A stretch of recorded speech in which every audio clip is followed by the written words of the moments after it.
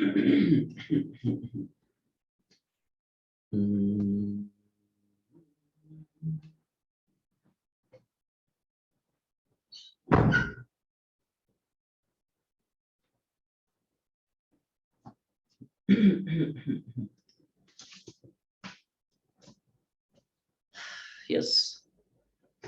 Good afternoon everyone, क्या हाल है? Very good afternoon, क्या हाल है? कैसे हो रहे सब लोग? तो आज हम लोग पढ़ने वाले हैं ग्राफिकल पोर्शन का। प्रणाम प्रणाम, क्या हाल है?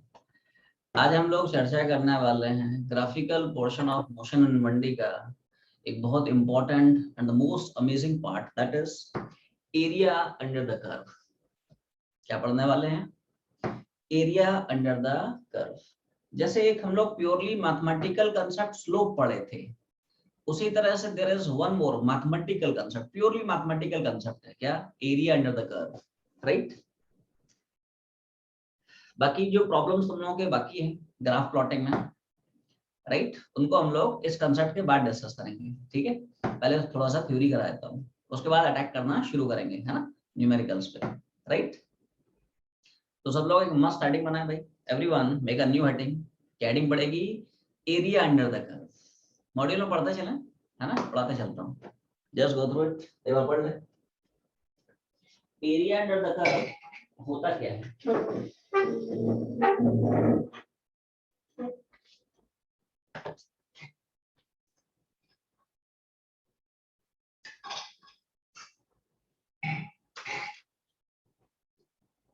एरिया अंडर द कर्व, बोलो भाई, क्लियर है डेफिनेशन?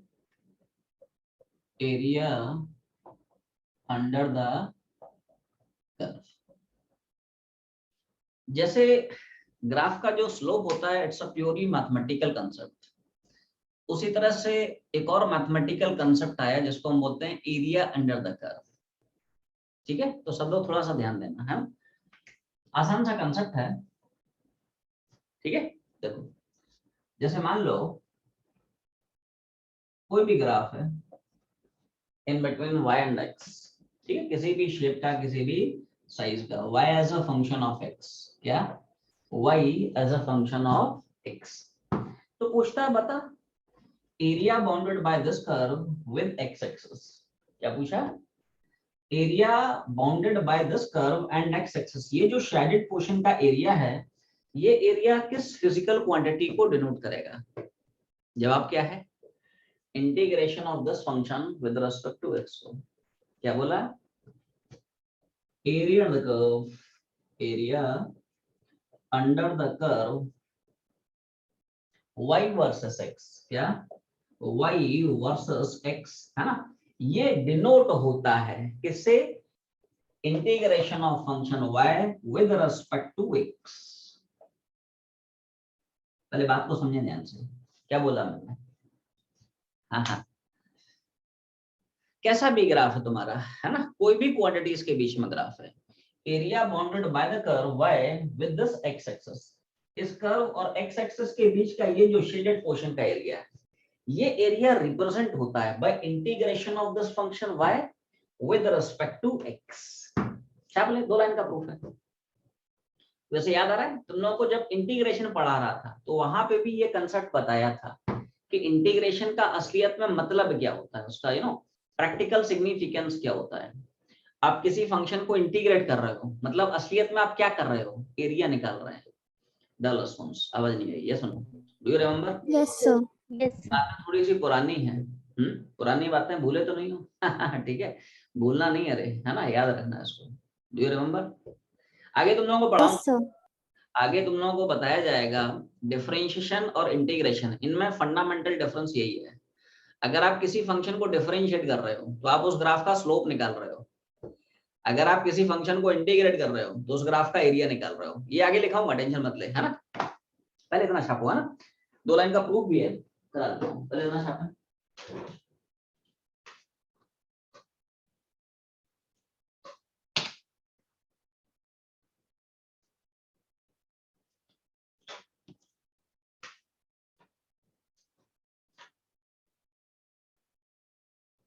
बोलो भाई, कितना छापी? Yes sir. चलो बहुत अच्छा। तो थोड़ा सा लिखो भाई, कंसीडर डेरिवेशन में है, थोड़ा सा लिख लें, consider a differential strip, consider a differential strip, consider a differential strip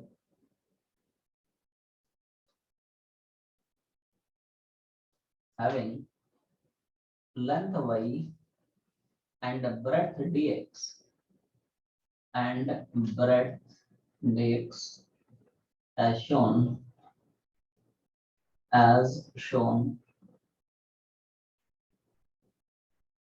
when the differential area of rectangular strip is then the differential area of a rectangular strip is differential area of rectangular strip is। तो आप सब लोग थोड़ा सा ध्यान से सुने बातों को, इधर देखो, जैसे मान ले तुम्हारे पास कोई भी जनरल ग्राफ है y as a function of x, ठीक है दोस्तों। इसमें मैं एक छोटा सा रेक्टेंगुलर स्ट्रिप पकड़ लेता हूँ, क्या पकड़ लेता हूँ, बहुत छोटू सा रेक्टेंगुलर स्ट्रिप, ज्यादा छोटा हो गया, एक बहुत छोटा सा रेक्टेंगुलर स्ट्रिप पकड़ लिया। यहां से मान लो x डिस्टेंस पे स्मॉल ब्रेड्थ है ना, dx के विड्थ का, और मान ले इसकी हाइट बाई कुछ लेट्स से 1 है, ठीक है। x डिस्टेंस पे dx की विड्थ का एक छोटा सा ऑलमोस्ट एक रेक्टेंगुलर स्ट्रिप ले लिया है ना। x डिस्टेंस पे कर्व पे y कोऑर्डिनेट y है ना। तो ये देखो इस x पे, ये देखो कर्व का है ना, इस पॉइंट के मान लो कोऑर्डिनेट्स में x और y मानता हूं, तो ये x हो जाएगा और ये y हो जाएगा। तो वही मैंने किया है, x पे dx की स्मॉल विड्थ का। देखो फिजिक्स में जब भी क्वांटिटी के पहले d लग जाएगा, समझ जाए बहुत छोटी क्वांटिटी है। dx मतलब स्मॉल चेंज इन x, है ना। dk मतलब small change in kinetic energy, dv मतलब small change in velocity, dp मतलब स्मॉल चेंज इन मोमेंटम। ऐसा है, d लग जाए मतलब बहुत छोटा है ना। dx है, dk है, dy है, dp है, dv है, da है ना। ऐसा है, d लग जाए मतलब बहुत छोटा है ना। तो dx मतलब बहुत छोटा है, और ये डिस्टेंस मान लो y है। तो बता इस छोटी सी स्ट्रिप का छोटा सा एरिया कितना होगा, रेक्टेंगल है, तो लेंथ इनटू ब्रेड्थ। समझिए, ये सुनो, रेक्टेंगल का लेंथ इनटू ब्रेड्थ, लेंथ मान ले y है और ब्रेड्थ मान ले dx है। छापते चले, complete diagram, write down my question, उसके बाद दिखाता हूं।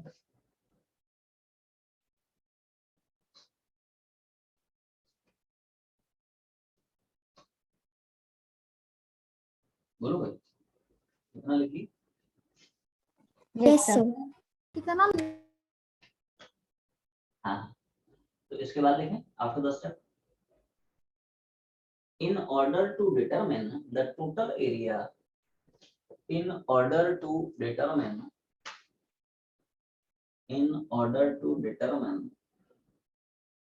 the total area,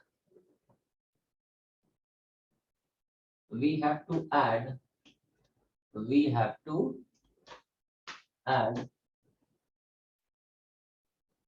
all the differential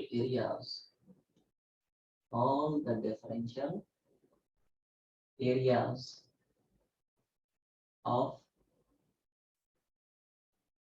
such differential strips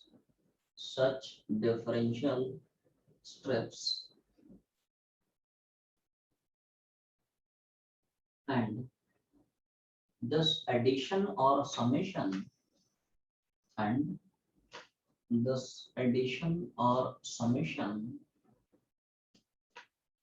is denoted by integration,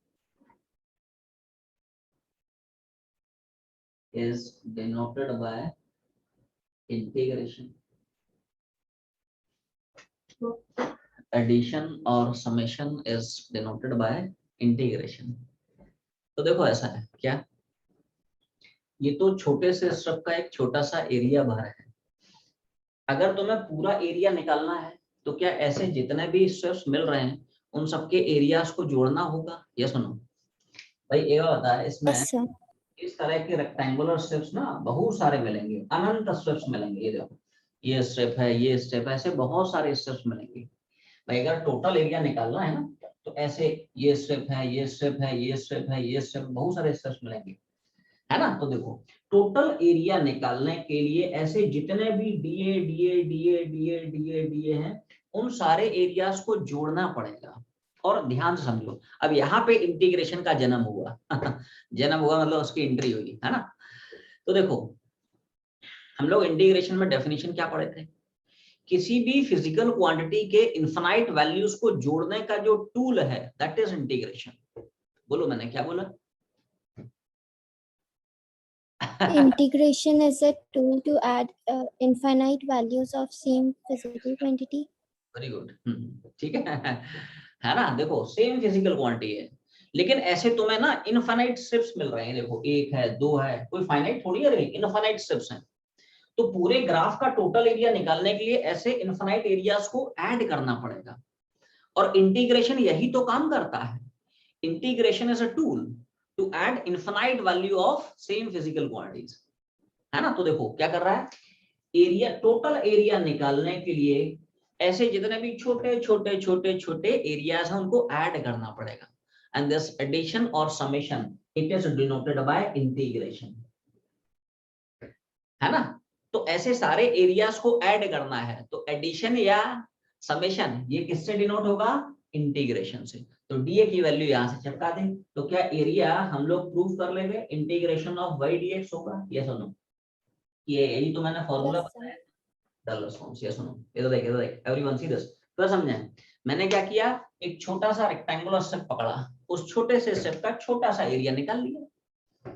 total area निकालने के लिए ऐसे जितने भी एरियाज उनको जोड़ना पड़ेगा और उनको जोड़ने का जो टूल है वही तो इंटीग्रेशन है। तो टोटल एरिया निकालने के लिए we need to integrate this function. तो इंटीग्रेशन का मतलब क्या निकल के आ गया? एरिया होता है। ये सुनो, तो इंटीग्रेशन का असलियत में जो मतलब होता है वो एरिया होता है। आप किसी फंक्शन को इंटीग्रेट कर रहे हो मतलब उस फंक्शन और एक्स एक्सिस के बीच का एरिया निकाल रहे हैं। एवरीवन डल रिस्पॉन्स, ये सुनो, आप किसी फंक्शन को इंटीग्रेट कर रहे हैं मतलब क्या कर रहे हो? उस फंक्शन और एक्स एक्सिस के बीच का एरिया निकाल रहा है। हाँ हाँ, समझ में आ रहा है ना? क्लियर है? तो ये छोटा सा प्रूफ है, पहले इतना छापा है, ठीक है। यहाँ पे डिफरेंस उन लोगों को लिखा देता हूँ। डिफरेंशिएशन और इंटीग्रेशन में क्या डिफरेंस है ना। चलो, हेडिंग बनाए नोट, नोट में एक छोटा सा पॉइंट लिखो। नोट में ना सब लोग एक छोटा सा पॉइंट लिखेंगे, write down.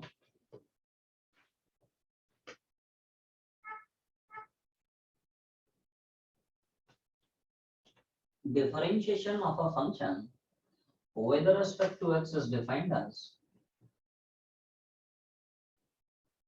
differentiation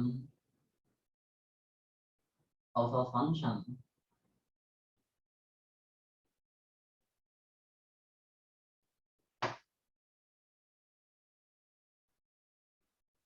differentiation of a function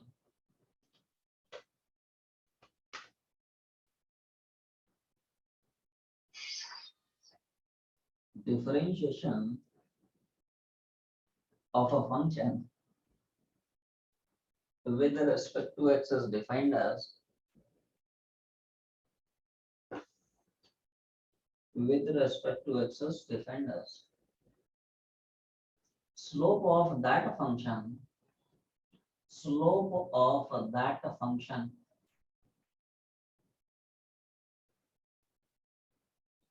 चलिए अब अगले लाइन में लिख ले, in the next line integration of a function, integration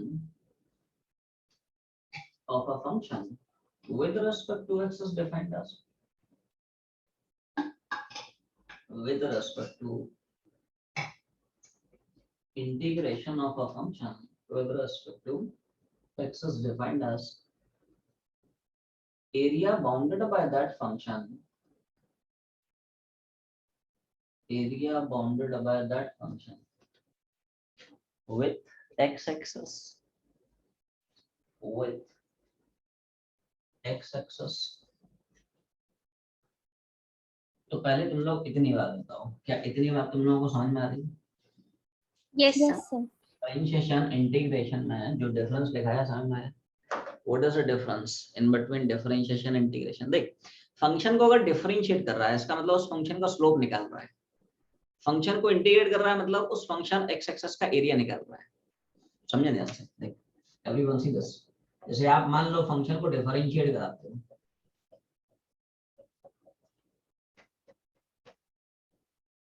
ठीक है, dy by dx, इसको कैसे रीड आउट करते हैं? Differentiation of this function y with respect to x, ऐसे तो बोलता है नहीं? This is differentiation of function y with respect to x। तो अगर आप फंक्शन को डिफरेंशिएट कर रहे हैं, मतलब असलियत में आप निकाल क्या रहे हैं? स्लोप निकाल रहे हैं उस फंक्शन का। dy by dx क्या पड़ता है? स्लोप ही तो पड़ता है। आवाज नहीं आई? तो वो जो फंक्शन है उस फंक्शन की स्लोप निकाल रहे हैं। ये सुनो, क्या स्लोप ही तो हम लोग पढ़े हैं, dy by dx which is tan theta where theta Yes, sir. by a straight line with the positive x axis। तो फंडा क्लियर होना चाहिए। कोई तुमसे पूछे कि डिफरेंशिएशन का प्रैक्टिकल सिग्निफिकेंस क्या है, मतलब फंक्शन को डिफरेंशिएट कर रहा है, मतलब क्या कर रहा है? मतलब उस ग्राफ का स्लोप निकाल रहा है ना? ठीक है, अब इंटीग्रेशन करता है क्या? अब आते हैं, जैसे मान ले बोलता है कि साहब फंक्शन को मैं इंटीग्रेट कर रहा हूँ, तो असलियत में मैं क्या कर रहा हूँ? उस फंक्शन और एक्स एक्सिस के बीच का एरिया कैलकुलेट कर रहा हूँ। Double response. ये सुनो, अगर मान ले मैं किसी फंक्शन को इंटीग्रेट कर रहा हूँ, तो मैं असलियत में क्या कर रहा हूँ? उस फंक्शन और एक्स एक्सिस के बीच का खचाक एरिया निकाल रहा हूँ। area under the curve y and x axis, it is defined as integration of this function with respect to x। Double response. ये सुनो, क्या अब ये डिफरेंस तुम लोगों को समझ में आ गया अच्छे से? अब तुम Yes, sir. डिफरेंशिएशन और इंटीग्रेशन डिफरेंस क्या है तो उसको एक्सप्लेन कर लोगे, है ना? फंक्शन को डिफरेंशिएट कर रहा है, मतलब उस ग्राफ का स्लोप निकाल रहा है। फंक्शन को इंटीग्रेट कर रहा है, मतलब उस फंक्शन और एक्स एक्सिस के बीच का एरिया निकाल रहा है। क्लियर? पहले इतना छापो, है ना? फिर तुम लोगों को इसके एप्लीकेशंस बताता हूँ।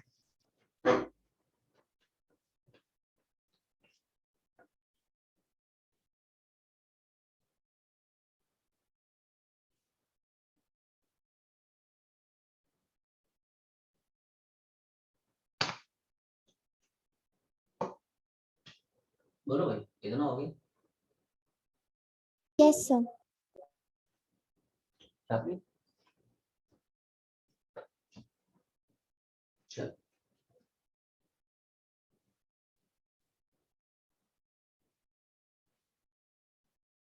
तो देखो,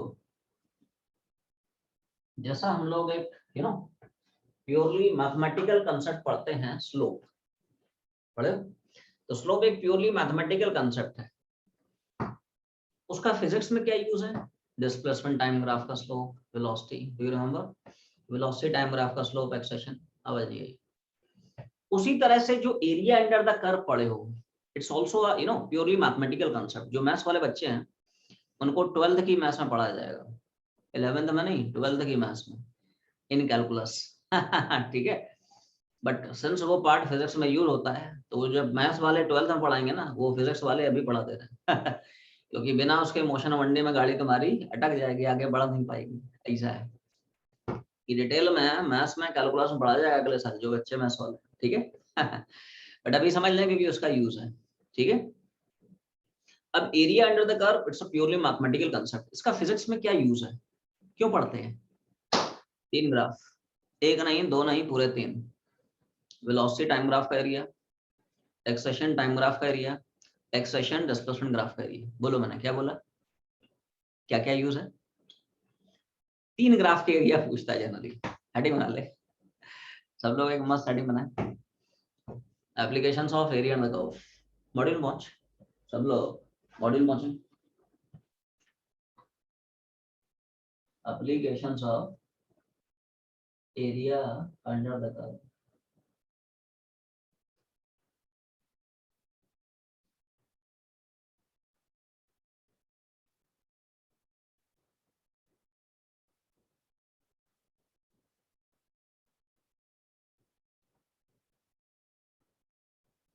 applications of area under the curve.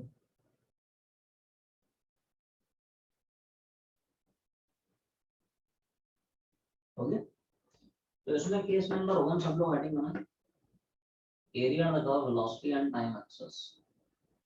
Area under the curve, velocity and time. Area under the curve, velocity and time. बोलो भाई कितना लिखेंगे? तो जैसे मान लो केस कुछ ऐसा है, कैसा? सुनना भाई सब लोग ध्यान से, इधर देखो. जैसे मान लो तुम्हें एक वीटी ग्राफ दे देगा, क्या? You will be given a velocity and time graph, कैसा भी है ना, किसी भी शेप का या किसी भी साइज का, velocity as a function of time. ठीक है, पूछेगा बता area bounded by this curve with the time axis. क्या पूछेगा? Area bounded by this curve with the time axis, ये जो शेडेड पोर्शन का एरिया है ये किस फिजिकल क्वांटिटी को डिनोट करेगा? और जवाब क्या है? डिस्प्लेसमेंट. क्या जवाब है? ठीक है, तो देखो क्या, area under curve, area under the curve, velocity versus time, ये डिनोट करता है उस बॉडी के उस इंटरवल में डिस्प्लेसमेंट को. ऐसा क्यों होता है? क्या बोले, 2 लाइन का प्रूफ है ना, डेरिवेशन आया तो.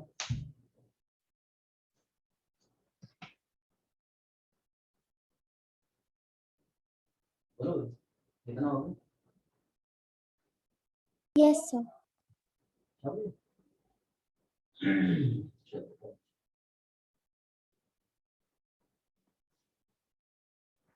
तो डेरिवेशन में लिखो, डेरिवेशन के लिए थोड़ा सा लिखो, क्या था?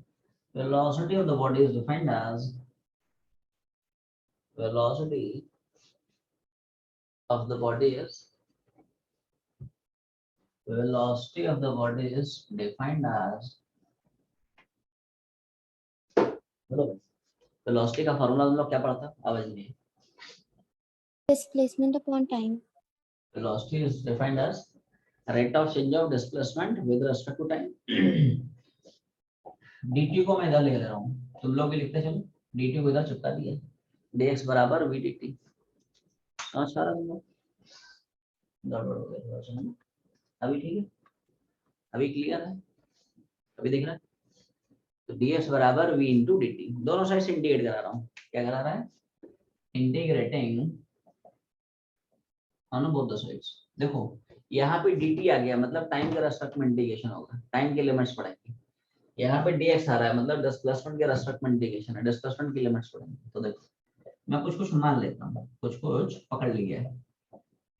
किसी टाइम t1 पे लेट्स से डिस्प्लेसमेंट है ना x1 है, किसी टाइम t2 पे डिस्प्लेसमेंट मान लिया x2 है. ठीक है, बता कुछ नहीं है, यहाँ पे 1 मान लिया.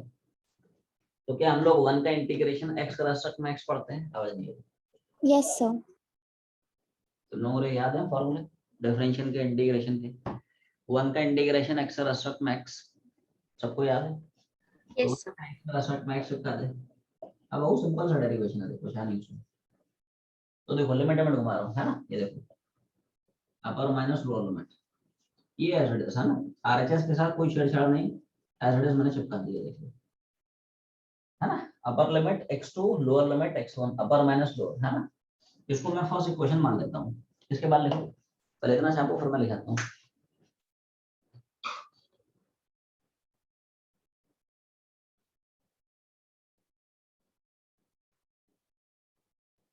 बोलो भाई इतना लिखिए.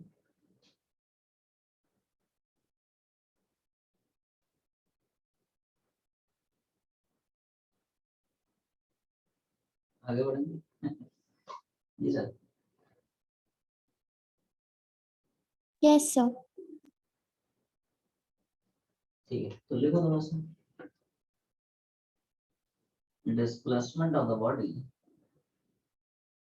From time t1 to time t2 is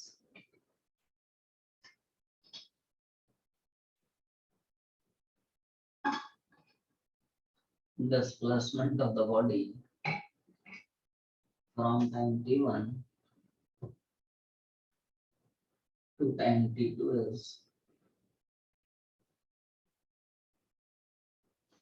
displacement of the body from time t1 to time t2 is।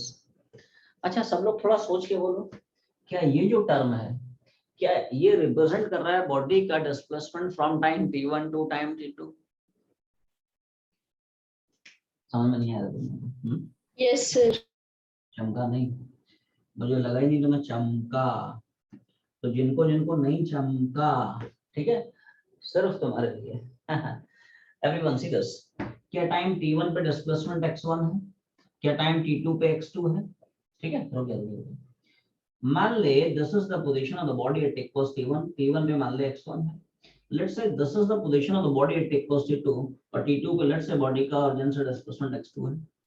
तो क्या x2 minus x1 will be, क्या x2 minus x1 will be displacement of the body from t1 to t2? yes or no? Yes, sir. t1 पे x1, t2 पे x2, तो t1 से t2 में ये x2 ये x1, कितना x2 minus x1? तो x2 minus x1 is what? It's displacement of the body from time t1 to t2, ऐसा लिख रहा हूँ। डायग्राम बना के दिखा देता हूँ। Everyone draw the diagram. Displacement from t बराबर t1 से t बराबर t2, ऐसे लिख लो। इसको मैं इक्वेशन 2 मान लेता हूँ, है ना? इसको छाप लो।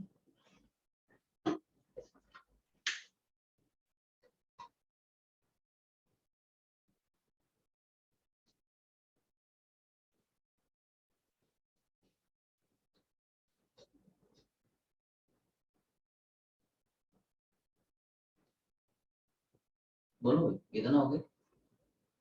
Yes, sir. अब इसमें आगे लिखो थोड़ा सा। आफ्टर दिस लास्ट स्टेप, आखिरी स्टेप के बाद लिखो area under the curve, area under the curve, velocity and time axes, area under the curve, velocity and time axis, velocity and time axis is given by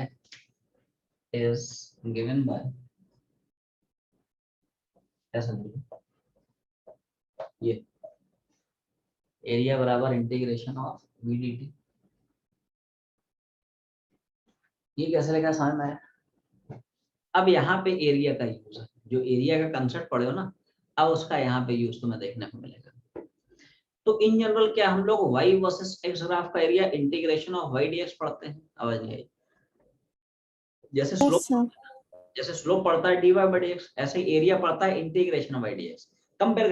compare करके relate करके बता रहा हूँ, थोड़ा सुनना।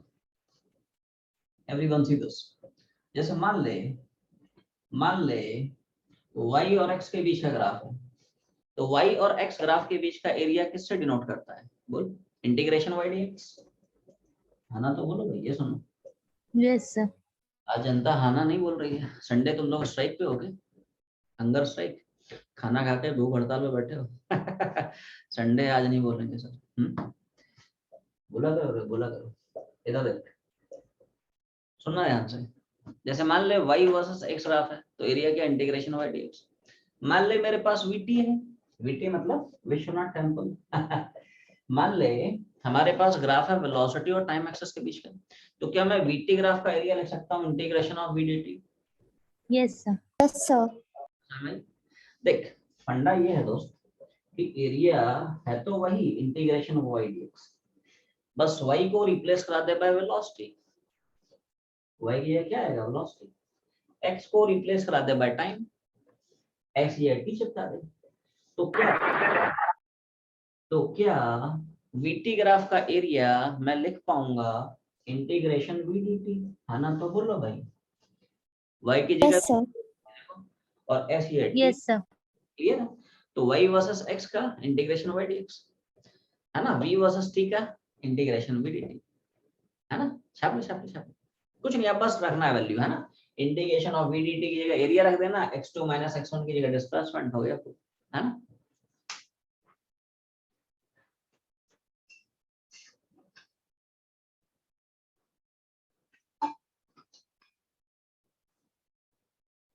बोलो भाई, कितना हो गया? Yes, sir. अब देखो इसके आगे कहानी सुनो, अब बस सब्स्टिट्यूट करना रह गया। बेसिक जो कंसेप्ट्स थे they were over, now you just have to substitute this values. जो इक्वेशन नंबर 1 था, जो इक्वेशन नंबर, मैं वापस से यही लिख देता हूँ, है ना? पूरा हटा दीजिए। इक्वेशन नंबर 1 क्या अपना यही था, इंटीग्रेशन ऑफ v dt, और मतलब मैं इधर उधर करके लिख रहा हूँ ये सब, है ना? तो पुटिंग द वैल्यूज ऑफ क्या, x2 - x1 and integration of v dt in equation number 1। तो क्या इसकी जगह मैं डिस्प्लेसमेंट चिपकाऊंगा? अभी भी तो निकाला था, वो सब हटा दिया है, डू रिमेंबर? यही था, x2 - x1 बराबर डिस्प्लेसमेंट, यही तो है, डिस्प्लेसमेंट बराबर x2 - x1, और इंटीग्रेशन v dt की जगह एरिया चिपका दे, तो क्या मेरा इक्वेशन ये बन जाएगा? अब बन जाएगी, है ना? तो बोलो ये सुनो, x2 Yes, sir. डिस्प्लेसमेंट और इंटीग्रेशन ऑफ v dt क्या है? एरिया। तो थोड़ा अच्छे से ले लेता हूँ, हाँ? hence final outcome, hence area on the curve, area मतलब which area, है ना? more specifically vt, है ना?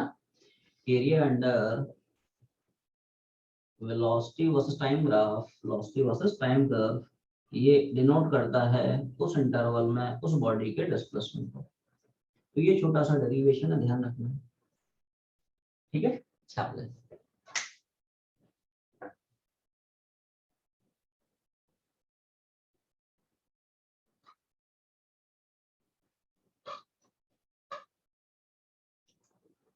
बोलो कितना हो गया?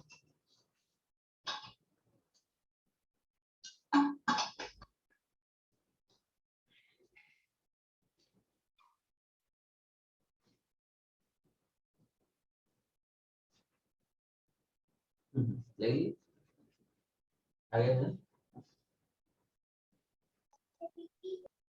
इसका देख यूज क्या है, सवाल, अभी तुम लोग सवाल बनाना जाओगे, कई से सवाल पूछ सकता है, तो सब लोग थोड़ा ध्यान दें, है ना? देखो सवाल तुम्हें ऐसे पूछेगा, एक तुम्हें VT ग्राफ देगा, you will be given a velocity time graph, कैसा भी, है ना? Velocity as a function of time, किसी भी शेप का, किसी भी साइज का दे दिया, पूछेगा बता, you find out displacement of this body from time t1 to time t2। क्या पूछा? बता t1 से t2 तक के इंटरवल में बॉडी का डिस्प्लेसमेंट क्या होगा। तो डिस्प्लेसमेंट निकालने के लिए तुम्हें क्या निकालना पड़ेगा? एरिया। Area. क्या निकालना पड़ेगा? You have to determine area bounded by this curve with time axis. ये जो शेडेड पोर्शन का एरिया है, ये रिप्रेजेंट करेगा इस इंटरवल में इस बॉडी के डिस्प्लेसमेंट को, ये सुनो। तो ये इसका यूज है, क्लियर? ध्यान रखें, जिस इंटरवल का डिस्प्लेसमेंट पूछा जाए बस उसी इंटरवल का एरिया निकालना है। जैसे मान लो, इधर देखो, मान लो पूछता है बता t3 से t2 तक के इंटरवल में डिस्प्लेसमेंट क्या है, तो क्या हम सिर्फ यहाँ से यहाँ तक का एरिया निकालेंगे? डबल रिस्पांस, ये सुनो। Yes, sir. इस इंटरवल का डिस्प्लेसमेंट, उस इंटरवल का एरिया, क्या मुझे t1 से t3 तक का अगर डिस्प्लेसमेंट पूछेगा तो क्या मैं सिर्फ इतना ही एरिया निकालूंगा? ये सुनो, जिस Yes, sir. इंटरवल का डिस्प्लेसमेंट उस इंटरवल का एरिया निकालोगे, है ना? तो जैसे अभी तुम लोग सवाल बनाने जाओगे तो उसमें कोई भी डेफिनेट ज्योमेट्री दे देगा, जैसे स्क्वायर है, रेक्टेंगल है, जिनके तुम्हें एरिया निकालना आता है ना? स्क्वायर दे देगा, रेक्टेंगल दे देगा, रेक्टेंगल ट्रायंगल दे देगा, सर्कल दे देगा, है ना? ट्रपाजियम दे देगा, या इनके कुछ मिक्स कॉम्बो हो सकते हैं, कॉम्बो मतलब कॉम्बिनेशन हो सकते हैं, क्लियर है? ऐसा है। तो जो भी तुम्हें with the help of whatever geometry given to us, उस ज्योमेट्री के हेल्प से उस इंटरवल का एरिया निकाल लेना, वो एरिया रिप्रेजेंट करेगा उस इंटरवल में उस बॉडी के डिस्प्लेसमेंट को। क्लियर समझ में आ गया? तो डिस्प्लेसमेंट निकालने के लिए दोस्त एरिया निकालना पड़ेगा, क्लियर है? छाप लो। तो ये इसका यूज है। अच्छा आप लोग कुछ और बातें बताता हूँ, some very interesting points.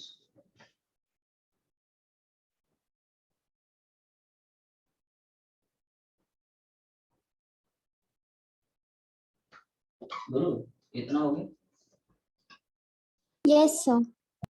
Yes, sir. ये पहला केस हो गया, सब लोग रेडी बने। मॉड्यूल में नोट इम्पोर्टेंट, इसमें बहुत इंपॉर्टेंट नोट है, ऐसे ही पढ़ ले उड़ा देता हूँ। मॉड्यूल में सब लोग नोट में देखो क्या बोलता है। नोट में 2 पॉइंट है, पॉइंट नंबर 1 देखो पहले क्या है। सब लोग हेडिंग बनाए नोट और उसका पॉइंट नंबर 1 पढ़ ले ऐसे ही उड़ा देता हूँ। हाँ बहुत इंपॉर्टेंट पॉइंट है, ध्यान से पढ़ो। पॉइंट नंबर 1 क्या बोलता है देखो, कभी कभी समझ में आ रहा है ना क्या बोल रहा है। देखो कभी कभी ऐसा होता है, कभी कभी ठीक है, कभी कभी ऐसा भी होता है। पूछोगे साहब कैसा होता है, तो ऐसा भी होता है। कैसा मतलब मैं क्या बोलने की कोशिश कर रहा हूँ, कभी कभी ऐसा भी देखने को मिलता है।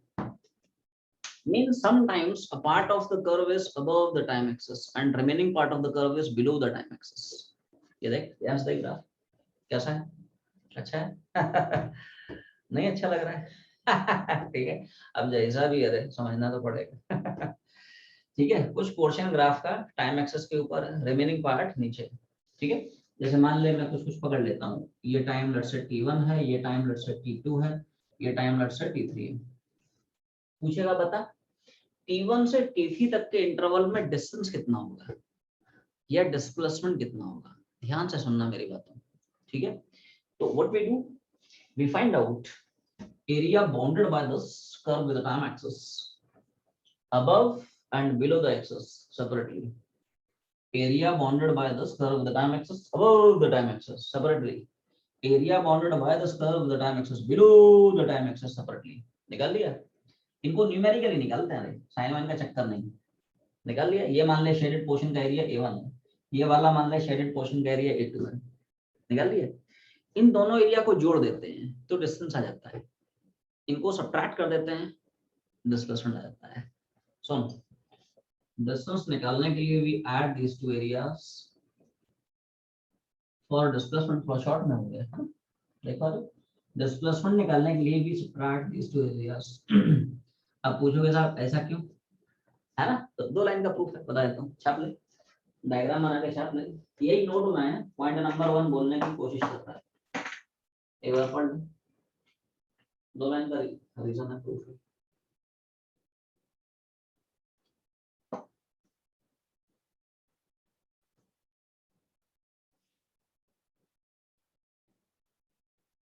बोलोगे इतना होगा। Yes, sir.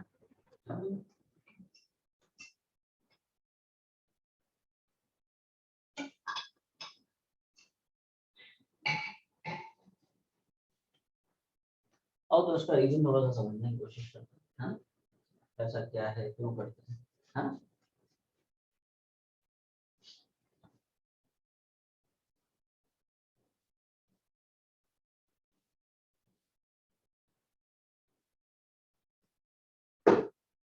ठीक है, तो देखो यहाँ पे थोड़ा सा अगर आप ध्यान से देखें, थोड़ा सा ध्यान से अगर देखें तो ग्राफ में हो क्या रहा है, क्या पहले इसकी वेलोसिटी बढ़ रही है, फिर घट के 0 हुई, फिर क्या इसने पलटी मारी, नेगेटिव डायरेक्शन वेलोसिटी बढ़ रही है। चमका नहीं दे दोनों, थोड़ा ध्यान से देख, t1 पे कुछ वेलोसिटी है, समय के बढ़ने से वेलोसिटी बढ़ी, फिर वेलोसिटी घटी और यहाँ पे 0 हो गई, ये सुनो। और फिर क्या बॉडी ने पलटी मारी, पहले ऐसे जा रही होगी, फिर क्या ऐसे आई, तभी तो वेलोसिटी नेगेटिव डायरेक्शन बढ़ रही है, ये समझो। भाई इधर जा रही है तो बॉडी की वेलोसिटी पॉजिटिव डायरेक्शन में, पॉजिटिव है, इधर जा रही है तो वेलोसिटी नेगेटिव है, ये सुनो। यही तो हो रहा है ग्राफ में। ग्राफ को अगर आप ध्यान से ऑब्जर्व करें, पहले वेलोसिटी बढ़ा फिर घटा 0, है ना, अब पलटी मार रही है, अब वो नेगेटिव डायरेक्शन वेलोसिटी बढ़ते जा रही है। मोशन स्ट्रेट लाइन में ही हो रहा है, ठीक है। देखो थोड़ा अगर ध्यान से इसको ऑब्जर्व करो, let's say this is the position of the body at time t equals t1, T1 पे मान लो वेलोसिटी v1 है ना, v1 से मोशन शुरू किया, पहले बढ़ा फिर घटा और यहाँ पे 0 हो गया, T2 पे स्टॉप कर गया, ये लो, ये T2 पे और ये ले बैठ गया, है ना। तो यहाँ से यहाँ तक गया और उसके बाद रे उसने पलटी मारी। अब let's say this is the position of the body at टिक कोस c3 और टिक कोस c3 पे मान ले उसकी वेलोसिटी यहाँ कहीं कुछ v3, ये ले डबल रिस्पांस। अब मोशन समझ पा रहे हैं एक्चुअली में क्या हो रहा है? Yes, sir. Yes, sir. पहले वेलोसिटी बढ़ी फिर घटी 0, ये देख बढ़ी फिर घटी 0। अब वेलोसिटी नेगेटिव डायरेक्शन बढ़ रही है, मतलब वो पलटी मार रही है, रिवर्स जा रही है। It's like this, everyone see this, है ना, किलर विजुअलाइजेशन, है ना। ये देखिए देखिए ये देख, एक्चुअली में ये वाली कहानी है। पहले वेलोसिटी पॉजिटिव डायरेक्शन में है ना जा रही, फिर यहाँ पे 0, फिर नेगेटिव डायरेक्शन बढ़ रही है। ये सुनो, ये तो है, ये देखो यहाँ पे क्या हो रहा है, तो देख एवरीवन सी दिस, अच्छा यही वाला तो है, वेलोसिटी घट रही 0, ये देख, फिर नेगेटिव डायरेक्शन बढ़ रही। ये सुनो, ये वाला तो है केस, फील कर पा रहे हो? अब जैसे मान लो तुम्हें पूछता है कि बता T1 से T3 तक के इंटरवल में डिस्टेंस कितना है, डिस्प्लेसमेंट कितना है, तो उसको दो पार्ट्स में स्प्लिट कर ले, एक T1 से T2, दूसरा T2 से T3। ये सुनो, क्लियर? अब ध्यान सुनना, क्या T1 से T2 तक के इंटरवल में, T1 से T2 तक के इंटरवल में बॉडी का डिस्प्लेसमेंट उतना ही होगा जितना कि ये ग्राफ का है? Yes, sir. भाई अभी हम लोग यही तो पढ़े रहे, वीटी ग्राफ का जो एरिया है वही तो बताता है डिस्प्लेसमेंट। तो क्या मेरा T1 से T2 में डिस्प्लेसमेंट A1 होगा? ये सुनो, रुको, T1 से T2 में ये डिस्प्लेसमेंट, क्या ये डिस्प्लेसमेंट मेरा A1 होगा? रुक जा। अब T2 से T3 में क्या जो डिस्प्लेसमेंट होगा वो area bounded by this curve with the time axis, यही A2 तो होगा। ये सुनो, यहां से यहां तक के इंटरवल में area bounded by this curve with the time axis, यही तो रिप्रेजेंट करेगा इस इंटरवल में इस बॉडी के डिस्प्लेसमेंट को। तो क्या T2 से T3 के इंटरवल में ये जो डिस्प्लेसमेंट दिख रहा है, आवाज नहीं बोली, पहले बताइए, ये बातें समझ में आ रही तुम लोगों को? ऐसे ही बैठे हो? Yes, sir. ऐसा तो नहीं संडे है तो ऐसे ही बैठे? Yes, sir. हम तो सर ऐसे ही बैठते हैं ठीक है, समझ आ रहे हो? हाँ हाँ निकिता समझ में आ रहा है? ठीक है, देख फिर समझ ली, वंस मोर, जिनको नहीं चमका सिर्फ तुम्हारे लिए, है ना। देख यहाँ से यहाँ तक के इंटरवल में डिस्प्लेसमेंट क्या होगा, area bounded by the curve the time axis will give you this area, वही तो है। यहाँ से यहाँ तक के इंटरवल में डिस्प्लेसमेंट क्या है, A1। यहाँ से यहाँ तक की जर्नी में डिस्प्लेसमेंट क्या होगा, area bounded by the curve the time axis will give you this area. So T2 से T3 तक के इंटरवल में डिस्प्लेसमेंट क्या होगा, A2। अब थोड़ा ध्यान से सोचो, ठंडे दिमाग से सोचो, है कि नहीं है ना, कूल माइंड से सोचो। अगर मुझे डिस्टेंस पूछता तो क्या डिस्टेंस होता है लेंथ ऑफ एक्चुअल पाथ, तो क्या एक्चुअल पाथ की लेंथ A1 प्लस A2 हो जाएगा। देखो हम पूरे टाइम इंटरवल देख रहे हैं, कहां से कहां तक के इंटरवल पूछ रहा है, फ्रॉम टाइम t बराबर T1 से t बराबर T3। अब पूरा देख रहा है, यहां से यहां तक, यहां से खचाक, तो क्या डिस्टेंस हो जाएगा मेरा A1 प्लस A2। ये सुनो, डिस्टेंस क्या होता है, लेंथ ऑफ एक्चुअल पाथ, तो उसने ये लेंथ A1 प्लस ये लेंथ A2 यही तो कवर की। अब समझ में आ गया ये कैसे लिखा था, ये सुनो। अच्छा मान लो डिस्प्लेसमेंट पूछता, तो क्या डिस्प्लेसमेंट होता है shortest distance in between starting and final points. तो क्या T1 से T3 में ये स्टार्टिंग पॉइंट है, ये फाइनल पॉइंट है, तो क्या डिस्प्लेसमेंट मेरा इतना हुआ which is A1 minus A2 dull response. ये सुनो, Yes, sir. Yes, sir. अगर मुझे डिस्प्लेसमेंट पूछता T1 से T3 में, तो जर्नी का ये स्टार्टिंग है, ये फाइनल पॉइंट है, डिस्प्लेसमेंट यही तो होगा रे, और ये A1 माइनस ये A2। अब समझ में आ गया ये कैसे लिखा था, तो उसका ये एक्सप्लेनेशन है, छाप लो, राइट, छाप लो, समराइज कर देता हूँ।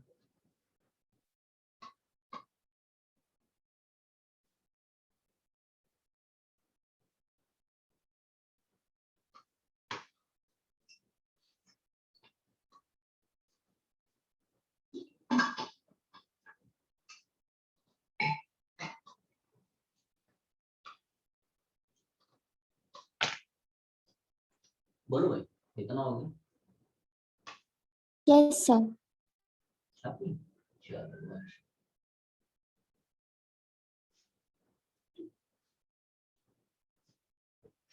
तो देख सवाल इसमें इसी प्रोफाइल के बनते हैं। क्या एक तो मैं जो है ना बीटी ग्राफ दे देगा, ठीक है, पूछेगा बता T1 से T3 तक के इंटरवल में बॉडी कितना डिस्टेंस चल रही है, बॉडी का डिस्टेंस कितना है। तो क्या करेंगे, area bounded bye curve with the time axis, above the time axis अलग से निकालेंगे, area bounded by the curve with the time axis, below the time axis अलग से निकालेंगे। दोनों एरियाज को जोड़ेंगे, वहां पे डिस्टेंस आएगा, दोनों को सब्ट्रैक्ट कर देंगे, वहां से डिस्प्लेसमेंट आ जाएगा। समझ में आ गया, क्लियर है, ये पहला हो गया। अब नोट का सेकंड पॉइंट पढ़ ले, है ना, एक छोटा सा और पॉइंट आया उसमें। सब लोग पॉइंट नंबर 2 देखो क्या बोलता है।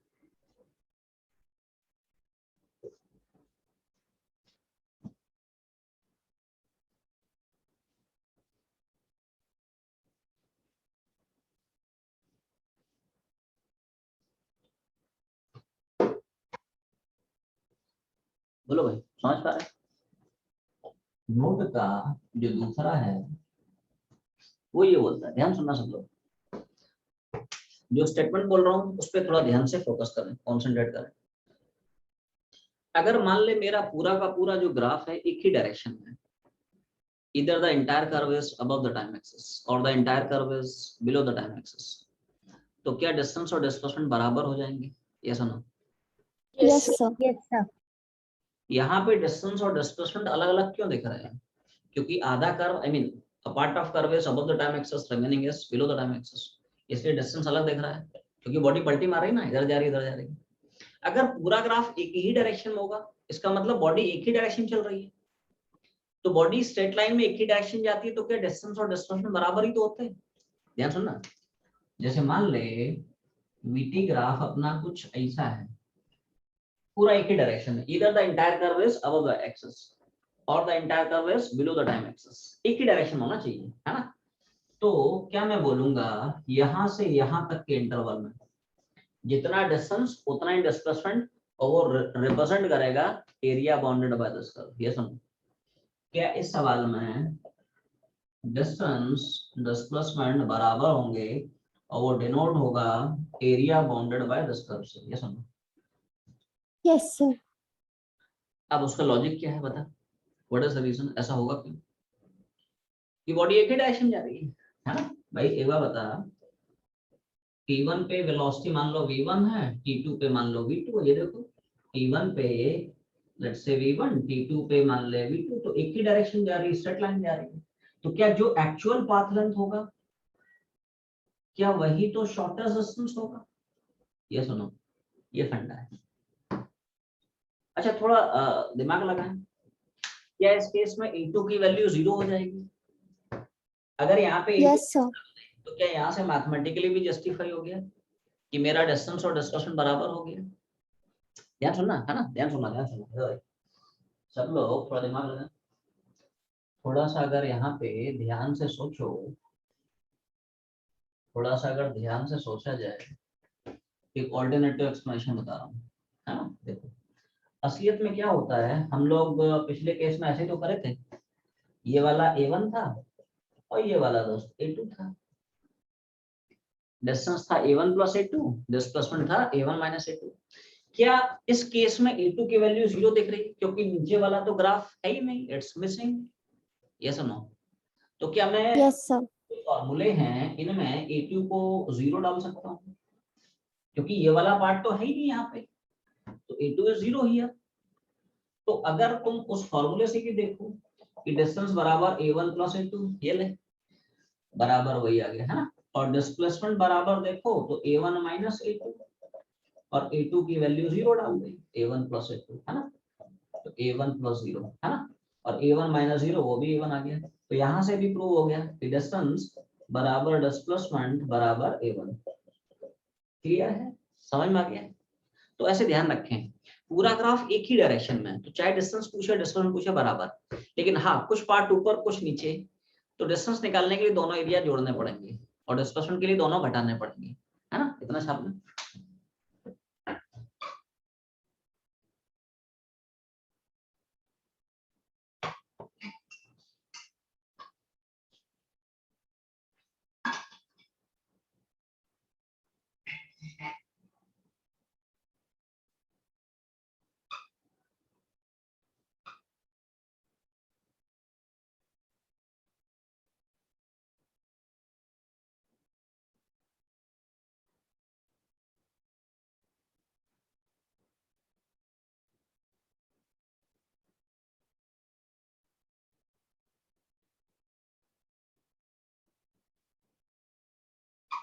बोलो भाई कितना होगा?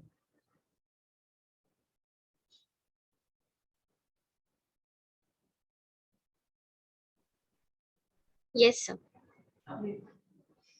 चलो अच्छा। तो ठीक है, तो ये पूरा का पूरा तुम्हारा पहला केस कंप्लीट हो गया है ना? कौन सा case? Area under VT graph. सब लोग हेडिंग बनाए। इसी तरह से 2 ग्राफ और आएंगे। केस नंबर 2 में सब लोग हेडिंग बनाएंगे।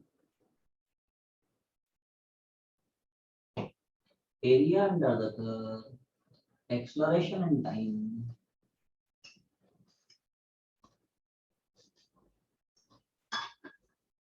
कौन सा भाई? Area under the curve, exploration and time. ET graph का एरिया। कौन सा area? Expression versus time.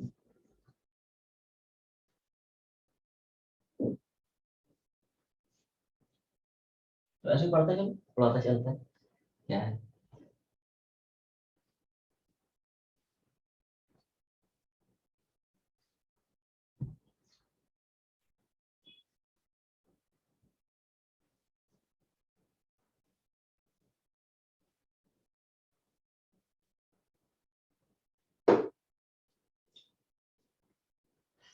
Clear? अब तो सर अगला केस आया कौन सा? 80 ग्राफ का एरिया। 80 समझते हो? Acceleration time graph. ये एक्सेशन, ये टाइम। एक्सेशन टाइम में कैसा भी किसी भी शेप या साइज का ग्राफ हो जाना। Acceleration as a function of time. ठीक है। पूछता है बता एक्सेशन और टाइम ग्राफ के बीच का जो एरिया होगा, ये एरिया किस फिजिकल क्वांटिटी को डिनोट करेगा? और जवाब क्या है? Change in velocity. Change. Velocity. हाँ वेलोसिटी नहीं, चेंज इन वेलोसिटी। किसको? चेंज इन वेलोसिटी को। ठीक है देखो, yes sir. Area of the curve, हाँ area of the curve, acceleration and time, ये रिप्रेजेंट करता है बॉडी की चेंज इन वेलोसिटी। किसको? Change in velocity. बिल्कुल सिमिलर प्रूफ है जैसे हम लोग वीटी ग्राफ का एरिया बनाए थे। आपने दो लाइन के डेरिवेशन ये सब पूछ सकता है भाई तुम्हारे स्कूल एग्जाम्स में।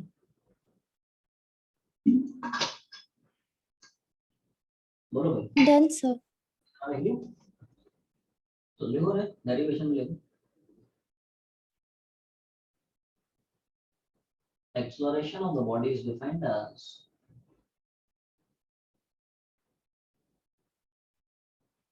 acceleration of the body is defined as acceleration of the body is defined as जल्दी बता क्या फॉर्मूला है? dv by dt क्या है? rate of change of velocity with respect to time। Clear भाई?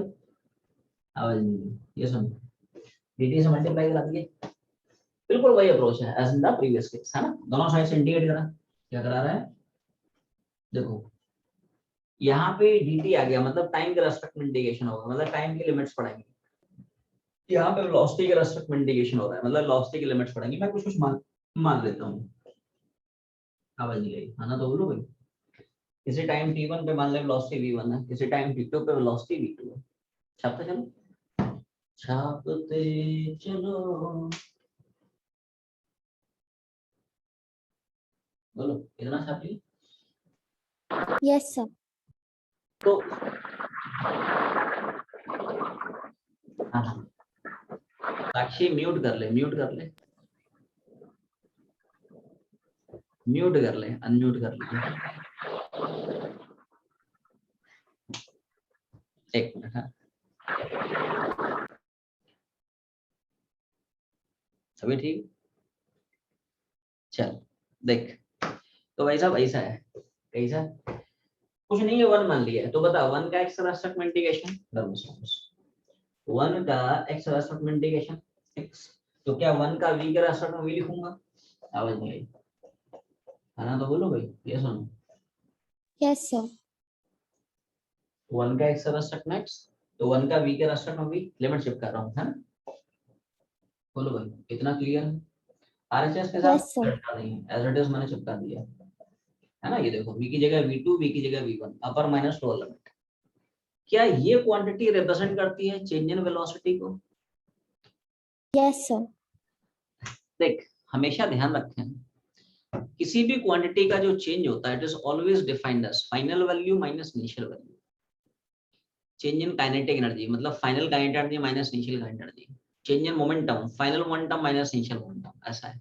ऐसे ही चेंज इन वेलोसिटी मतलब final velocity minus initial velocity. तो इसके आगे लिखें, है ना, आफ्टर दिस लास्ट स्टेप देखो, थोड़ा मैं लिखा है, change in velocity is defined as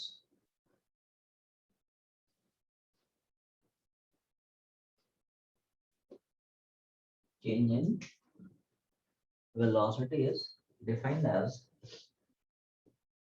ऐसे लिखो, change in velocity मतलब v2 minus v1। पहला हो गया ना, इसको सेकंड मान ले। अच्छा, ये क्वांटिटी क्या मैं बोल सकता हूँ एरिया अंडर 80 ग्राफ हो जाएगा? ये सुनो, Yes, sir. 80 ग्राफ का एरिया। इसके बाद लिखो, है ना, मैं लिखा हूँ, देख ले, लिख ले फिर एक्सप्लेन करता हूँ। Area under the curve acceleration and time axes, area under the curve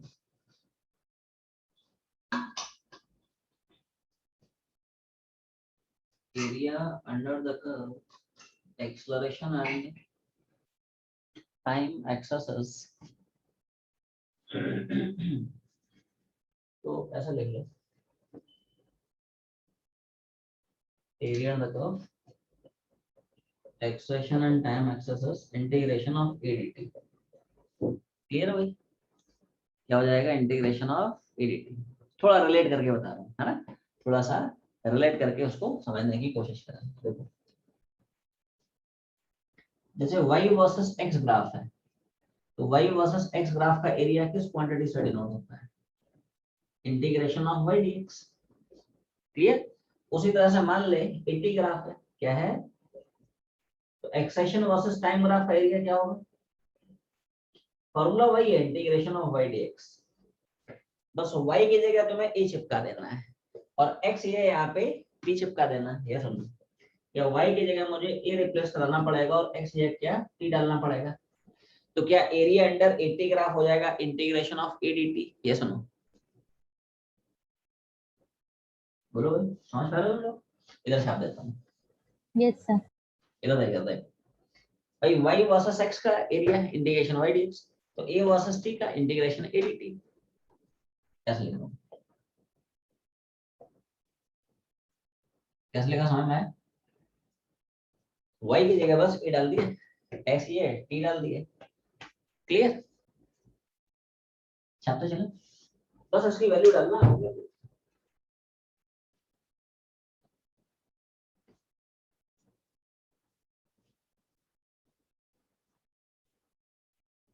कितना मिल गया? Yes, sir. दोनों की वैल्यू छाप दे। क्या, इधर देखो, v2 माइनस v1 की जगह यहाँ पे रख दो क्या, चेंज इन वेलोसिटी, और इंटीग्रेशन ऑफ ADT की जगह रख दो एरिया। हो गया फ्लो, है ना? तो देखो, putting the values of क्या, v2 minus v1 and integration of ADT equation number 1 में, कहाँ पे, है ना? तो v2 माइनस v1 की जगह चेंज इन वेलोसिटी,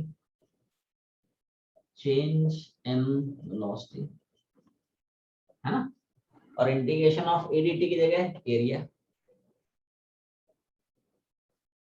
अच्छा ले लेता हूँ, है ना, hence area under curve, area मतलब विच एरिया, है ना, more specifically area under 80 graph, है ना, area under acceleration versus time curve, ये एरिया डिनोट करेगा उस इंटरवल में उस बॉडी की चेंज इन वेलोसिटी।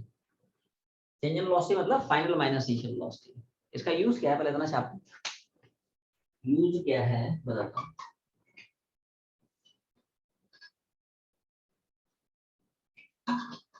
कैसे कैसे सवाल बन सकते हैं।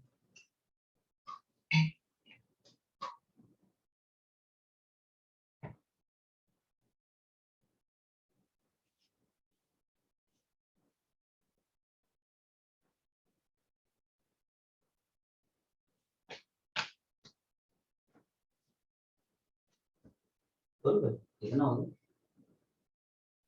Yes, sir. तो देखो सवाल इसमें कई जगह से हो सकता है, तो यूज इसका ये है क्या, जैसे अभी तुम लोग सवाल बनाने जाओगे तो एक ग्राफ देगा तुम्हें, 80 ग्राफ। अब ग्राफ पे अच्छे से तुम लोग भिड़ जाओ, है ना, अगले संडे ग्राफ का ही पूरा टेस्ट है ना, ग्राफ प्लॉटिंग आएगा, स्लोप आएगा, उसमें एरिया अंडर द कर्व आएगा, सब कुछ आएगा, ग्राफ में अच्छे से भिड़ जाए, है ना। अभी तुम लोगों को होमवर्क भी दे दूंगा क्योंकि आज टेस्ट है नहीं, तुम लोग करोगे क्या रे? नहीं, पूरा संडे जो है बोर हो जाओगे और मैं तुम लोगों को बोर होने नहीं दूंगा। ठीक है, संडे बोनस, है ना। आओ, तो देख जैसे मान ले तुम्हें 80 ग्राफ गिवन है, तो जिस इंटरवल में भी तुम्हें ग्राफ गिवन है उस इंटरवल का एरिया निकाल लेना और उस एरिया को इक्वेट करा देना उस इंटरवल की चेंज इन वेलोसिटी। ध्यान रहे मैं इस चीज को बार बार रिपीट कर रहा हूँ, जिस इंटरवल का एरिया उस इंटरवल की चेंज इन वेलोसिटी। जैसे मान ले इस इंटरवल का एरिया, तो क्या इस इंटरवल में चेंज इन वेलोसिटी? ये सुनो, इस इंटरवल का एरिया, तो क्या इस इंटरवल की change in velocity? Double response. जिस इंटरवल का एरिया उस इंटरवल में बॉडी की चेंज इन वेलोसिटी। आवाज नहीं आई? तो जो भी तुम्हें ग्राफ गिवन है, ठीक है, जैसे मान लो स्क्वायर हो सकता है, रेक्टेंगल हो सकता है, राइट एंगल ट्राइंगल हो सकता है, सर्कल हो सकता है, ट्रेपेजियम, उनके मिक्स कॉम्बिनेशन मिल सकते हैं, ठीक है। तो जिस इंटरवल में ग्राफ गिवन है उस इंटरवल का एरिया निकाल लेना, वो एरिया रिप्रेजेंट करेगा उस इंटरवल में चेंज इन वेलोसिटी। तो ज्योमेट्री गिवन होगी, एरिया हम लोग निकाल लेंगे with the help of whatever geometry given to us, area निकल आएगा, उस एरिया को उड़ा देना चेंज इन वेलोसिटी से। तो अगर इनिशियल वेलोसिटी गिवन है तो फाइनल निकल आएगी, और फाइनल गिवन है तो इनिशियल निकल आएगी, और दोनों गिवन है तो बैठे रहो, कुछ निकालने की जरूरत नहीं है। ठीक है, चावल है, ये इसका यूज है।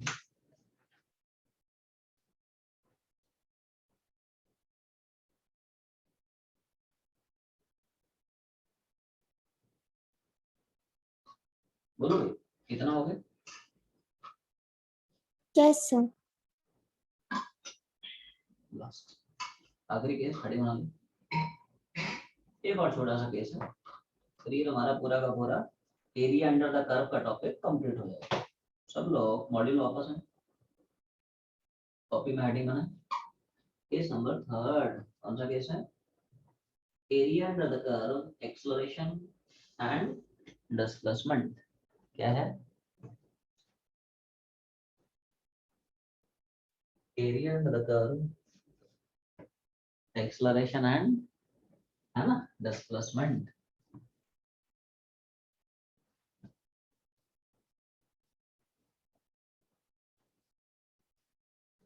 एरिया अंडर द कर्व, आखिरी एप्लीकेशन आया क्या? इस बार सब ग्राफ दे देगा ए और एक्स का, एक्सेशन और डिस्प्लेसमेंट का, कैसा भी, किसी भी शेप या किसी भी साइज का, है, acceleration as a function of displacement. Clear? पूछेगा बता, एक्सेलरेशन और डिस्प्लेसमेंट ग्राफ का जो ये एरिया है, ये एरिया किस फिजिकल क्वांटिटी को डिनोट करेगा? And the answer is half of change in square of velocity. बोलो मैंने क्या बोला? Half of change in square of velocity. है ना, half of change in velocity नहीं, square of velocity. Area under acceleration and displacement graph, everyone see this, ये denote करता है area under acceleration versus displacement graph, half of, लिखने का तरीका देखो, half of change in square of velocity. क्या ये बात समझ में आ रही है जो मैं बोल रहा हूँ? Yes, sir. क्या उनमें एक सिंक्रोनाइजेशन है? ये सुनो, half of change in velocity नहीं, स्क्वायर ऑफ वेलोसिटी, मतलब वेलोसिटी का स्क्वायर कर, take out the change, that is change in square of velocity, और उसको अदा कर दे, half of change in square of velocity. समझ में आ गया? बहुत आसान है ना? तुम लोगों को देख के बड़ा खतरनाक सा लग रहा है, नहीं? डरावना टाइप का लग रहा है, बहुत सिंपल है। छाप ले 2 लाइन में डेरिवेशन, कोई बताएगा इसके डेरिवेशन के लिए which formula has to be used? आवाज नहीं, डबल रिस्पांस। इसके डेरिवेशन के लिए कौन सा फॉर्मूला घुमाएंगे? सब सो गए। पिन ड्रॉप सन्नाटा, कोई तो बोलो। पहले बता, क्या तुम लोग जाग रहे हो? पहले बता, कौन कौन है जो जाग रहा है? Yes sir. क्या बात है, जाग रहे हो तुम लोग? Yes sir. तो फिर बोलते क्यों नहीं हो? हाँ, वेरी गुड, जल्दी बता। Which formula has to be used for the derivation of this equation? Do you need any hint? Okay, fine. I am giving you some hint, है ना? Think in terms of relation between acceleration and velocity displacement. अब तो hint भी मिल गई, अब तो बोल। अब भी सो रहे हो, अभी भी नींद नहीं खुली। अच्छा बता, एक्सेलरेशन, वेलोसिटी और डिस्प्लेसमेंट में क्या रिलेशन पढ़ते हो? अरे भाई साहब, ए वी और एक्स क्या रिलेशन होता है? एक ही तो फॉर्मूला है, ए बराबर v d u by d x. अरे भाई सब भूल गए तुम लोग, अभी भी नहीं चमका। ए बराबर v d v by d x, क्या ऐसा कुछ फॉर्मूला हमने कहीं पढ़ा है? Yes sir. कसम से बता रहा हूँ, तुम लोग 4 दिन में रिस्पॉन्ड मारते हो। पूछते रहो, उसके बाद जवाब ही नहीं है। पूछ लिया उसके बाद आराम से बैठ जाओ। 2 घंटे बाद रिस्पॉन्स मिलेगा, तुरंत बोला कर रहे। बता, हम लोग क्या थर्ड इक्वेशन ऑफ मोशन के डेरिवेशन के लिए इस फॉर्मूला का यूज कर चुके हैं? Yes, sir. Yes sir. मतलब याद आ गया तुम लोगों को? इतना तो कम से कम याद आया। ठीक है, तो लिखो रे, लिखा रहा हूँ डेरिवेशन के लिए। ले छोटा सा पॉइंट लिखो रे। By the relation between acceleration, velocity and displacement. By the relation between acceleration, velocity,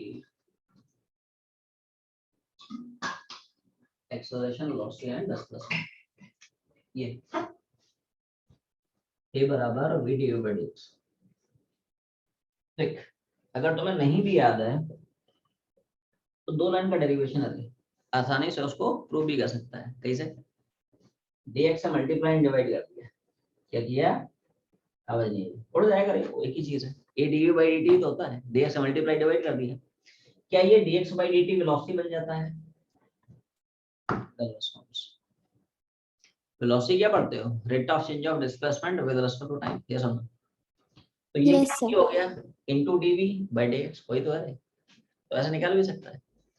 ये क्या हो गया? v into dv by dx। ठीक है, याद रखना है a v और x में ये रिलेशन होता है a v और t का। क्या ये होता है? a v और t का, a बराबर dv by dt। ये होता है a v और x का, a बराबर v dv by dx। इसी को हम लोग यूज करेंगे, है ना? तो देखो, अब सब थोड़ा ध्यान दो, आवाज नहीं आई, ये सुनो। dx से बस Yes, sir. हाँ, v dv क्या है? a into dx, दोनों साइड से इंटीग्रेशन बढ़ा रहा हूँ, इधर देख, तो कुछ पकड़ लेता हूँ, देख रहा है तुम? कटपट तो नहीं कर, बोलो भी समझ में आया? तो मैंने मान लिया Yes, sir. यहाँ पे इंटीग्रेशन में dx आ गया, मतलब x का रेस्पेक्ट में इंटीग्रेशन होगा, मतलब डिस्प्लेसमेंट की लिमिट पड़ेगी। यहाँ पे इंटीग्रेशन में dv आ गया, मतलब वेलोसिटी के रेस्पेक्ट में इंटीग्रेशन होगा, तो वेलोसिटी की लिमिट मैंने सबका दी। मान लिया किसी डिस्प्लेसमेंट x1 पे किसी वेलोसिटी v1 है, किसी डिस्प्लेसमेंट x2 के करस्पॉन्डिंग वेलोसिटी v2 है। ठीक है, साथ चलो।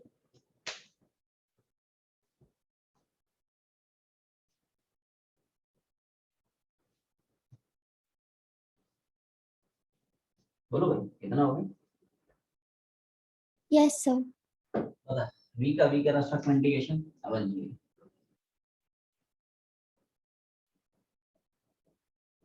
आरचेस के साथ कोई छेड़छाड़ नहीं, उसको एज इट इज लिखा रहता है। बोलो भाई, टाइम आ गया। देख, Yes, sir. x का with respect to x integration क्या पड़ता है? x की पावर n का इंटीग्रेशन क्या पड़ता है? x की पावर n + 1 अपॉन n + 1, ये तो पड़ता है, कुछ नहीं Yes, sir. पड़ता। तो x की power n + 1 upon n + 1, x power 1 + 1 upon 1 + 1, मतलब x² by 2। ठीक है, तो x का with respect to x x² integration, तो v का v के रेस्पेक्ट में इंटीग्रेशन v²/2। अब देखो लिमिट घुमा रहा हूँ, क्या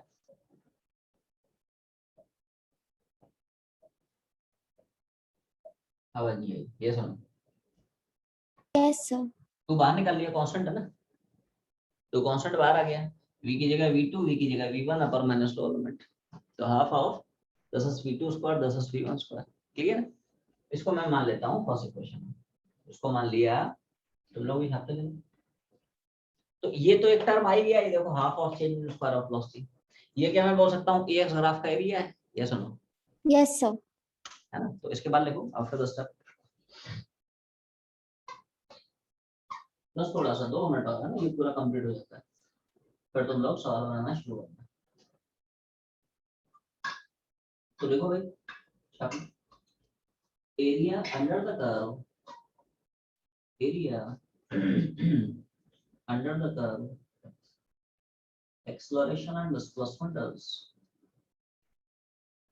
area under the curve, acceleration and displacement is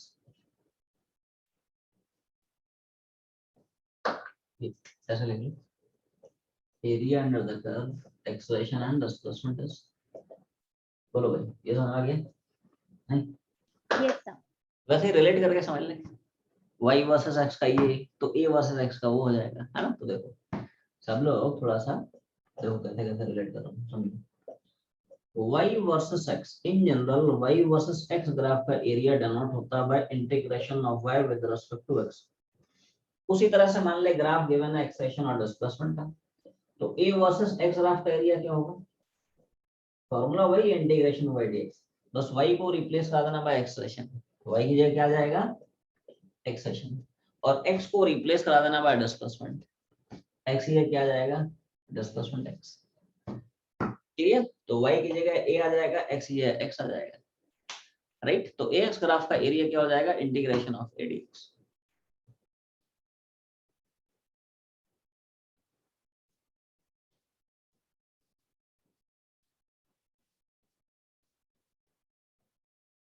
तो देखो ऐसा है, कैसा, तो एरिया क्या अपना हो जाएगा इंटीग्रेशन ऑफ, क्लियर भाई, y की जगह a चिपका दिया, चला गया, एक मिनट अभी है, क्लियर देख रहा, तो y की जगह a चिपका दिया है, और x ये तो खैर डिस्प्लेसमेंट x है, क्लियर, ये मान लेते हैं इक्वेशन नंबर, ठीक है भाई। तो इंटीग्रेशन कुछ नहीं करना है, इंटीग्रेशन ऑफ एडीएस या एरिया शब्द हो गया, है ना। तो देखो putting the value of integration of ADX कहाँ पे, इक्वेशन नंबर 1 में, ठीक है। तो देखो फिर से चला गया,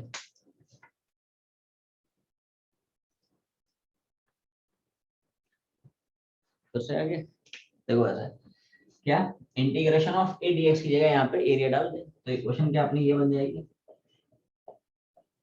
और ये हो जाएगा एरिया, ये समझो। Yes, sir. इसकी जगह बस एरिया चिपका दिए, अच्छे से ले लेता हूँ उसको थोड़ा सा, एरिया मतलब विच एरिया, है ना, more specifically, hence area under the curve, area under the curve, acceleration versus displacement, it represents half of change in square of velocity। ये छोटे छोटे डेरिवेशन जो अपने को याद रखना है, आपने इसका यूज क्या है, कैसे कैसे सवाल बन सकते हैं बताओ।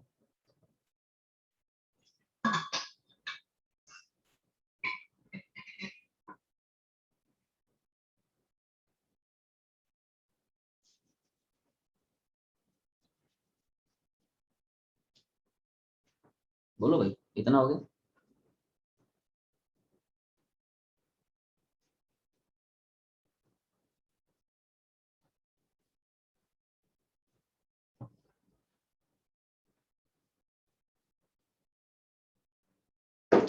तो सवाल देख कैसे बन सकता है, अभी तुम लोग सवाल बनाने जाओगे कैसे कैसे पूछेगा, एक तुम्हें ग्राफ देगा in between acceleration and displacement, कैसा भी किसी भी शेप का किसी भी साइज का ग्राफ देगा, है ना।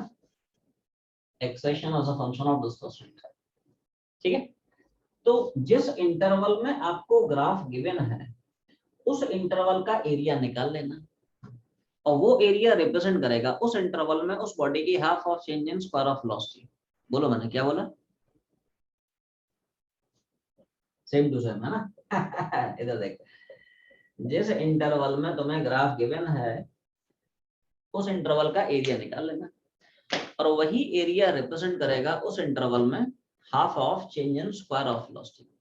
ध्यान रखें, जिस इंटरवल का एरिया है ना, देखो इस इंटरवल का एरिया रिप्रेजेंट करेगा इस इंटरवल में half of change in square of velocity, इस इंटरवल का एरिया रिप्रेजेंट करेगा इस इंटरवल की half of change in square of velocity. ये समझ? Yes, sir. तो ज्योमेट्री जो तुम्हें गिवन होगी उससे एरिया तो निकाल ही लोगे, जैसे स्क्वायर है या रेक्टेंगल है, राइट एंगल ट्रायंगल है, सर्कल है, ट्रेपेजियम है, इनके मिक्स कॉम्बो है। तो जो भी ज्योमेट्री है with the help of whatever geometry given to us, area निकाल लेंगे, उस एरिया को उड़ा देना half of change in square of velocity. तो एरिया पता है। अब अगर इनिशियल वेलोसिटी गिवन होगी तो फाइनल निकल आएगी, और फाइनल गिवन होगी तो इनिशियल निकल आएगी, और दोनों गिवन तो बैठे रहो जैसा भी बैठे रहो। ठीक है, छाप ले, ये इसका यूज है।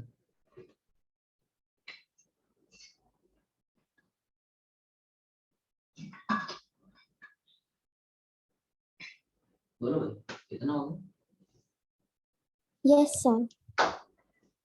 तो this is all we have for area under the curve, right? I hope तुम लोगों को एरिया अंडर द कर्व अच्छे से समझ में आया होगा, उनके तीनों जो एप्लीकेशंस हैं अच्छे से क्लियर हुए होंगे। समझ में आया कि नहीं, मजा आया कि नहीं, क्लियर है?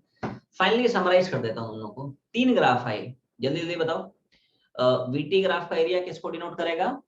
डिस्प्लेसमेंट। एटी ग्राफ का एरिया किसको डिनोट करेगा? Change in velocity. Ax graph का एरिया किसको डिनोट करेगा? Half of change in square of velocity. ये सुनो, क्लियर है, समझ में आ गया? Yes, sir. VT, eighty, ax, ये 3 स्टैंडर्ड ग्राफ हैं, क्लियर है? तो अब शुरू होता है सवालों का सिलसिला। मेरा काम खत्म, तुम्हारा शुरू होता है। सब लोग वर्कशीट पहुंचे, कैसे कैसे सवाल बन सकते हैं। तो पेज नंबर 21 कहाँ पहुंचेंगे? पेज नंबर 21 टिक कर ले, कौन कौन सा उड़ाना है? Area and the curve. ठीक है, सवाल नंबर 91 टू सवाल नंबर 98, सेंचुरी लगने वाली है बहुत जल्दी, है ना? सवाल नंबर 91 टू सवाल नंबर 98, है ना? तो अटेम्प्ट करो, ठीक है, 5-7 मिनट तुम लोग ट्राई करो, ठीक है, फिर हम लोग उड़ाना शुरू करेंगे। एक बार ट्राई मारो, कैसे कैसे सवाल, हर एक सवाल को एनालाइज करें, कौन सा ग्राफ है, वीटी है या एटी है या एएक्स है, क्योंकि हर एक ग्राफ का एरिया अलग अलग है ना? तो ये थोड़ा सा है ना, देख सुन के, है ना, सोच समझ के, आंख खोल के, दिमाग खोल के सब घुमाना है, ठीक है? तो शुरू करो।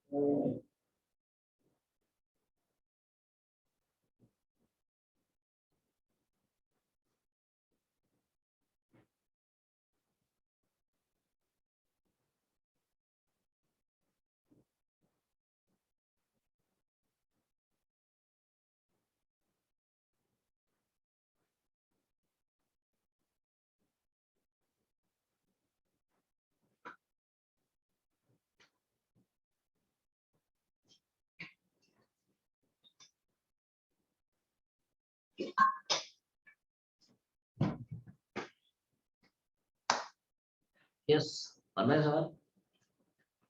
तो अब आते हैं तुम्हारे आज के होमवर्क पे, राइट?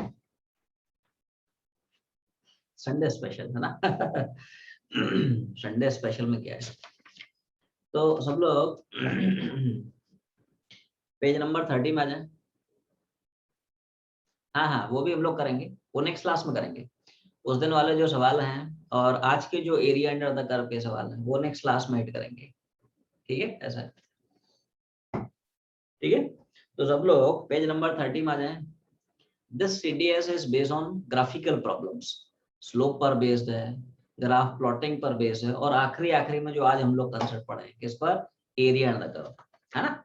तो सब लोग CDS को अच्छे से बनाएं। इसके जो जो इम्पोर्टेंट क्वेश्चंस हैं, जो जो ट्रिकी क्वेश्चंस हैं, उनके वीडियो सॉल्यूशंस मैं तुम लोगों को भेजता हूँ, ठीक है?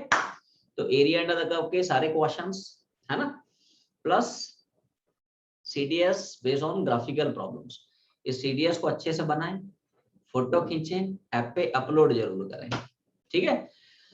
तो आज की जर्नी हम लोग यहीं पे वाइंड अप करेंगे, बाकी इसको करते हैं कंटिन्यू नेक्स्ट क्लास से।